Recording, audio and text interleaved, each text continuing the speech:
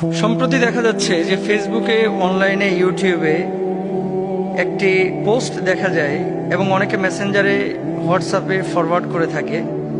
2024 সালের 12ই মার্চ পহেলা রমজান। এই মেসেজটি যদি আপনি আরেকজনের কাছে শেয়ার করেন, 70টি মনের আশা পূরণ হবে, 70 বছরের গুনাহ মাফ হবে, 70টি স্বপ্নের বাস্তবায়ন হবে, 70টি মনের ভালো চাহিদাগুলো এগুলো পূরণ হবে। আর যদি এই মেসেজটি আপনি কারোর কাছে না পাঠান, নেগলেক্ট করেন, আপনার কপালে খারাপই আছে, তকদির নষ্ট হবে, আপনার বাচ্চা কাচ্চার ক্ষতি হতে পারে, বাড়ি ঘরে ক্ষতি হতে পারে, ব্যবসা বাণিজ্যে আয় উন্নতি কমে যেতে পারে। সবগুলো হচ্ছে কুসংস্কার, প্রথা।